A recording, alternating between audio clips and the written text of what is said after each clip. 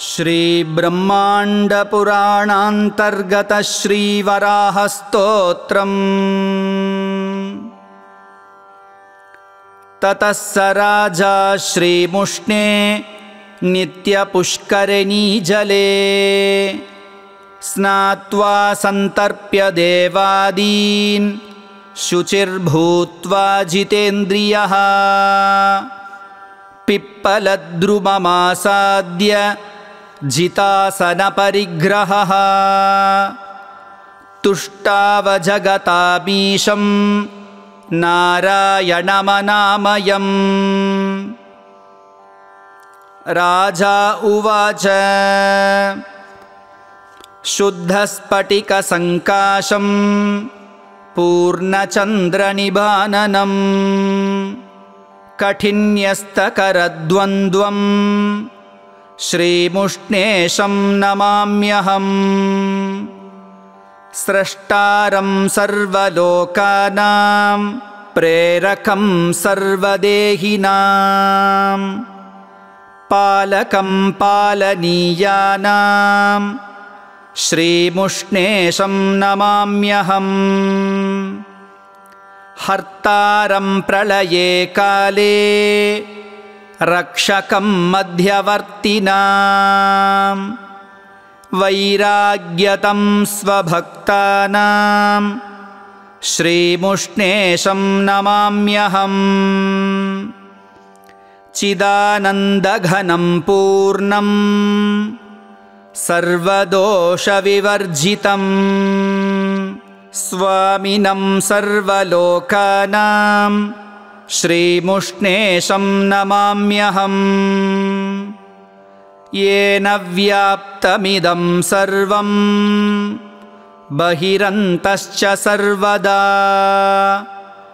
सर्वावण्याप्रेरकञ्च श्रीमुष्णेशं नमाम्यहम्।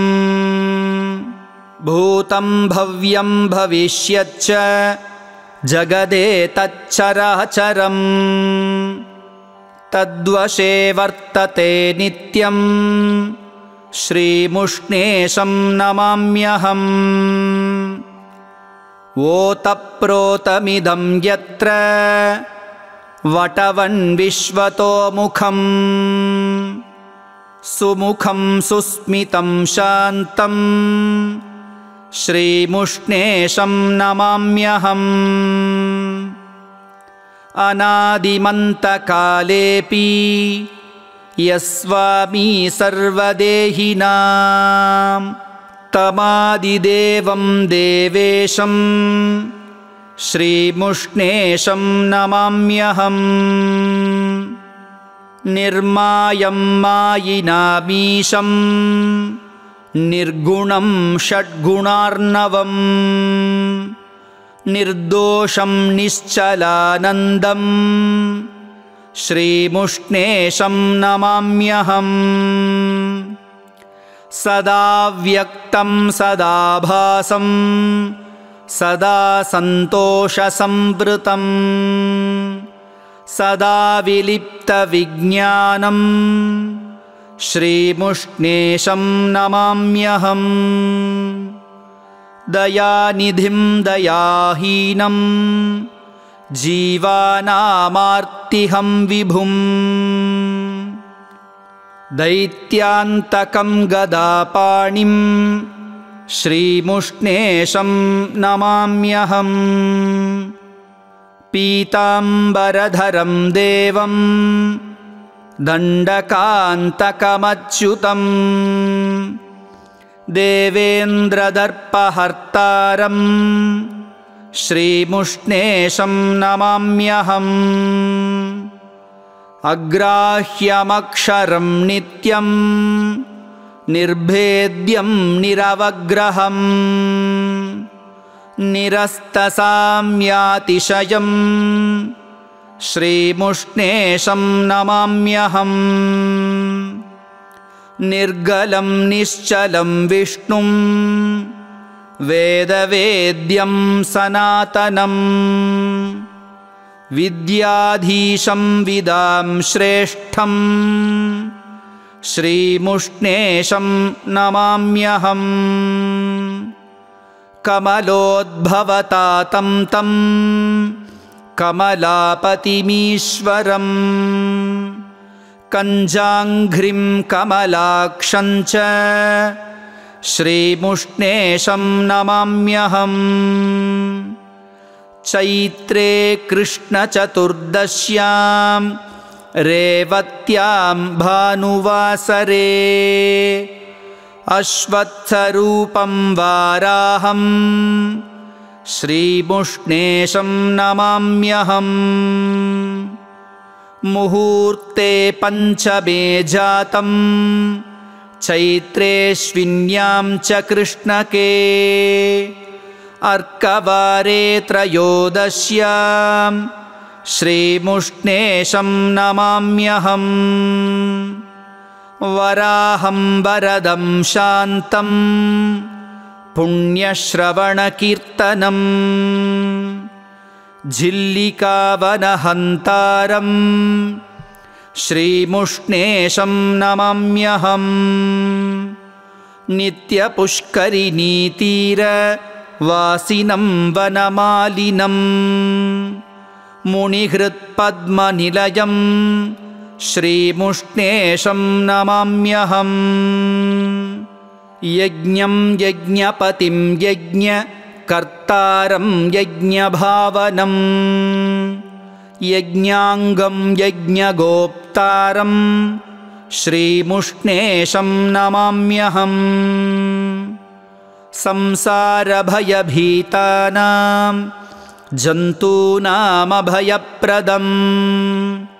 सामगीतं सुराध्यक्षं श्रीमुष्णेशं नमाम्यहम्। सहस्रवदनं देवं सहस्राक्षं सदाशुभं सदा मङ्गलकर्तारं श्रीमुष्णेशं नमाम्यहम्। ज्ञानगं कामदं भुक्तिमुक्तिदं मुनिवन्दितं निराश्रयं सदाधारं श्रीमुष्णेशं नमाम्यहम्।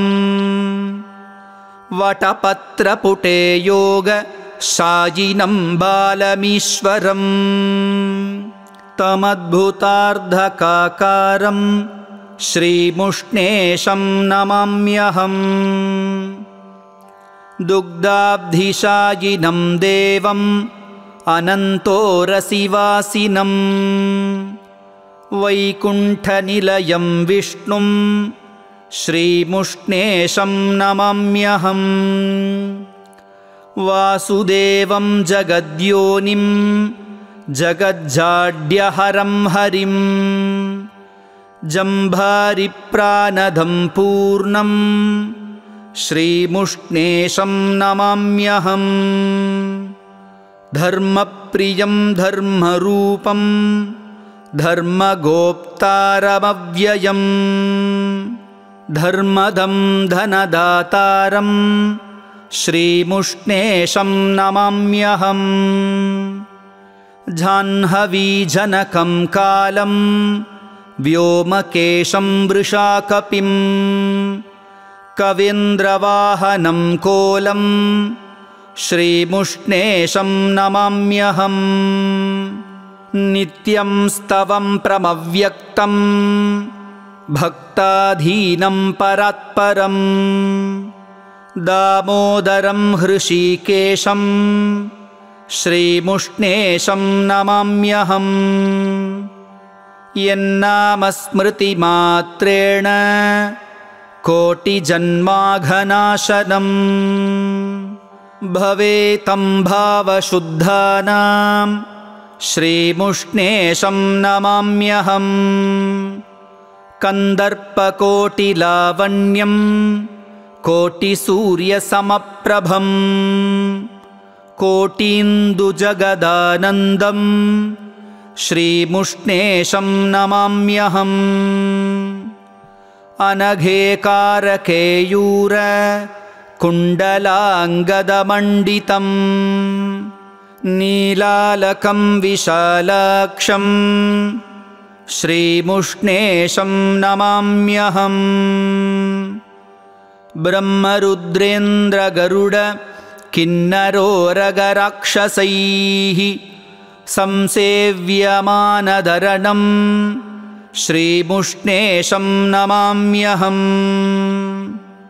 हृत्पद्मकर्णिका मध्ये मुनिभिर्मनसार्चितं भक्तकल्पद्रुमं शान्तं श्रीमुष्णेशं नमाम्यहम्। हृषीकेशं हृषीकानां नियामकमरिन्दमं हृषीकमलदातारं श्रीमुष्णेशं नमाम्यहम्। योऽन्तः प्रविश्य सततं धारयेन्निखिलाकृतिं प्रापयन्तं फलं नित्यं श्रीमुष्णेशं नमाम्यहम्। विपदां परिहर्तारं दातारं सर्वसम्पदां कर्तारं सर्वलोकानां श्रीमुष्णेशं नमाम्यहम्। हिरण्याक्षवदोद्दण्ड बाहुदण्डमहीधरं दण्डितेन्द्रियहृद्वासं श्रीमुष्णेशं नमाम्यहम्।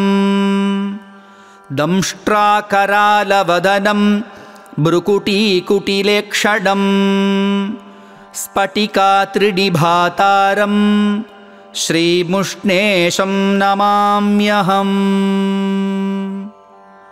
श्रीशङ्कर उवाच इति राजास्तु वन्नास्ते श्रीमुष्णे प्रियनारद उद्वेला अभवन् सर्वे समुद्रात् कालचोदिताः एकार्णवमभूत्तत्र पश्यति क्षितिशेश्वरम् अभ्रान्तो योगमारूढं निरीक्ष्य प्रलयं तथा आत्मन्यात्मानमादाय परे ब्रह्मणि तिष्कले सजहौ भौदिकं देहं प्रविवेशाच्युतोदरं प्रवृत्तेऽस्मिन् ब्रह्मकल्पे सराजा च शतक्रतुः जज्ञे पुरन्दरो नाम देवानामग्रणीर्बली देवदानवगन्धर्व यक्षराक्षसकिन्नरैः सङ्कीयमानसत्कीर्तिः अप्सरो गणसेवितः पत्नी जज्ञे शचीनाम्ना ललनानां शिरोमणिः देवेन्द्र इति विख्यातः त्रैलोक्याधिपतिर्विभुः कथितं प्राप्तुमखिलं श्रीमुष्णेशः प्रसादतः एवमन्ये च भूपालाः देवाश्च ऋषयो परे यक्षकिन्नरसाध्याश्च श्रीमुष्णक्षेत्रवासिनः सिद्धिमापुर्महात्मानो योगिनामपि दुर्लभम् देवाश्च सिद्धसङ्कल्पाः मुनयो अमलचेतसः श्रीमुष्णे वासमिच्छन्ति मनुष्याणां तु का कथा श्रीमुष्णे ससमो देवः क्षेत्रं श्रीमुष्णसन्निभम् विचारितेषु शास्त्रेषु नास्ति न संशयः श्रुत्वा श्रीमुष्णमाहात्म्यं दृष्ट्वा श्रीमुष्णनायकं स्नात्वा श्रीमुष्णतीर्थेषु पुनर्जन्म न विद्यते सत्यं सत्यं पुनः सत्यम् उद्धृत्य भुजमुच्यते श्रीमुष्णे मरणादेव मुक्तिमेति न संशयः ब्रह्मज्ञानमृते त्वापि मुक्तिर्नैवोपजायते गंगायां तारकब्रह्म ज्ञानं सोपदिशेद्धरः श्रीमुष्णे गरुडो ब्रह्म ज्ञानं चोपदिशत्यलं श्रीमुष्णे शवरागस्य परितो योजनत्रयं गयाप्रयागकाशीद्यः सत्ये शतगुणाधिकं तस्मान्नारदसंसेव्यं श्रीमुष्णं पापनाशनं श्रीमुष्णाभिमुखो भूत्वा सदा वृद्धाचले मुने तपश्चरन् वसाव्यङ्ग श्रीमुष्णेशं च प्रीणयन् इति श्रीब्रह्माण्डपुराणे श्रीमुष्णमाहात्म्ये शङ्करनारदसंवादे श्रीवराहस्तोत्रं नाम 11 अध्यायः।